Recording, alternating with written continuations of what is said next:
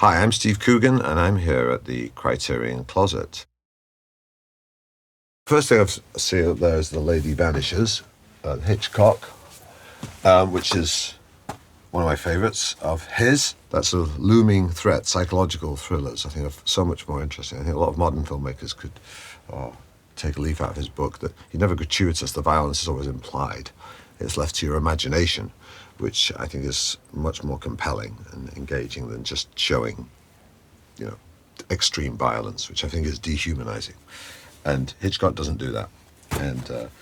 And also, he laces it with humor. What else we got here? 12 Angry Men. Well, that's Sidney Lumet.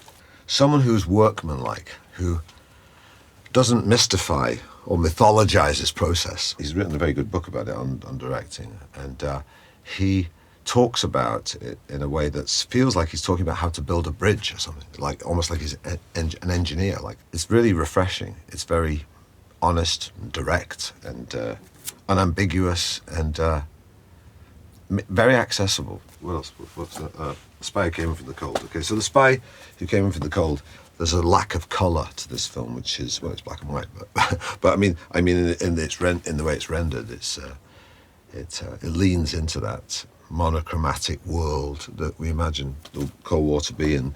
There's a speech in this film that Richard Burton gives, which is, I think, the best speech he gave as an actor about what spies are. It's the counter argument to James Bond.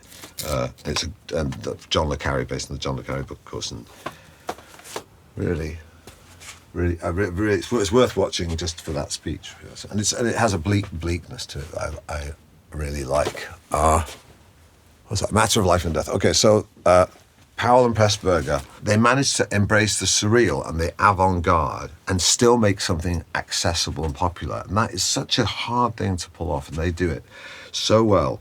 But A Matter of Life and Death is wonderful. David Niven. Funny, witty, deals with mortality and love in a fun way. I love them for that. And this film in particular is a great one that deserves repeated viewing. Okay, The Servant.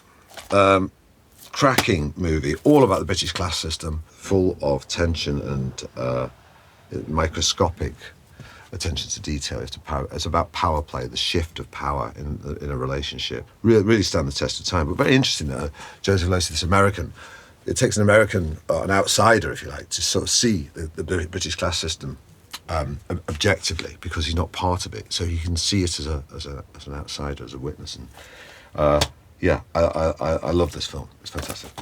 KLUTE, Alan J. Pakula. This is very morally ambiguous. Jane Fonda gives, I think, the performance of her career, and it's disturbing and unsettling. And the way it's framed, it makes you a voyeur. Sometimes in the screen will be wide. There'll be a big wide screen. It's like half the screen will be black and the other half of the screen will be black, and it's just a narrow gap in a doorway that you're looking through. It plays the whole scene like that. It takes real confidence, and it's not just there to be different or experimental. It actually serves the narrative. You feel like you're pulled into it. You feel like eavesdropping, so you lean into the screen and listen to it more. Fantastic film. Have to. And let's see what else. His Girl Friday. Okay. Often these films, it's best to always see them on a big screen. Because they don't go in for close-ups. They just rehearse it almost like it's a play, and they stay on the wide, and they have these characters who your eye goes to them the way it would in the theatre. Someone gives a performance, you just check them out, and you look over here. You sort of do the edit yourself, but they're so well rehearsed that all the cues are really fast. It's like they've rehearsed it to within an inch of its life. So it's very tight, very disciplined. This is Hollywood at its best because it's smart, savvy. There's the emotional dynamic to it. It's they don't make them like this anymore. They try, but they don't. That's all. What an amazing thing film is, that you can just disappear into another world for 2 hours and let it envelop you and forget about your life, which sometimes is a nice thing to do.